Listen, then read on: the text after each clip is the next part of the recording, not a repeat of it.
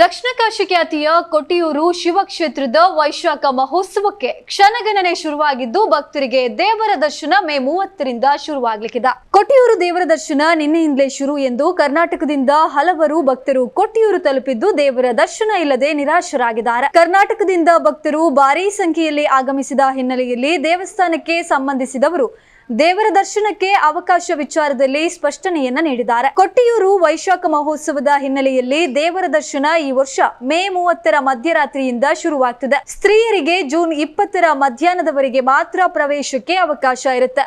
June 24ರಂದು ಈ ವರ್ಷದ ಕೊನೆಯ ಪೂಜೆ ನಡೆಯಲಿಕ್ಕಿದೆ ಎಂದು ಹೇಳಿದ್ರು. ಮೇ 30ರಿಂದ ಅಕ್ಕರೆ ಕೊಟ್ಟಿಯೂರು ದೇವಸ್ಥಾನದ ಪ್ರವೇಶಕ್ಕೆ ಅವಕಾಶ ಇದ್ದು ಪ್ರತಿದಿನ ಬೆಳಿಗ್ಗಿನಿಂದ ರಾತ್ರಿ 10 ಗಂಟೆಯ ತನಕ ಮಾತ್ರ ದರ್ಶನಕ್ಕೆ ಅವಕಾಶವಿರಲಿದೆ ಎಂದು ಸ್ಪಷ್ಟಪಡಿಸಿದ್ದಾರೆ. ಈ ಬಾರಿ ದರ್ಶನಕ್ಕೆ ಆಗಮಿಸುವ ಭಕ್ತರು ಬಟ್ಟೆ ಒಳ ಉಡುಪುಗಳನ್ನ ಎಲ್ಲೆಂದರಲ್ಲಿ ಎಸೆಯದೆ ಸ್ವಚ್ಛತೆಯನ್ನ ಕಾಪಾಡಬೇಕು ಎಂದು ಸಂಬಂಧಪಟ್ಟ ಅಧಿಕಾರಿಗಳು ಮನವಿಯನ್ನ ಮಾಡಿದ್ದಾರೆ. ಕಳೆದ ಬಾರಿ ವೈಶಾಖ ಮಹೋತ್ಸವದ ವೇಳೆ ಆಗಮಿಸಿದ್ದ ಭಕ್ತರು ಬಟ್ಟೆಗಳನ್ನ ಎಲ್ಲೆಂದರಲ್ಲಿ ಎಸೆದು ಹೋಗಿದ್ದು ದೇವಸ್ಥಾನ ಪರಿಸರವನ್ನ ಸ್ವಚ್ಛಗೊಳಿಸುವಂತದ್ದು ಹರಸಾಹಸ ಆಗಿತ್ತು.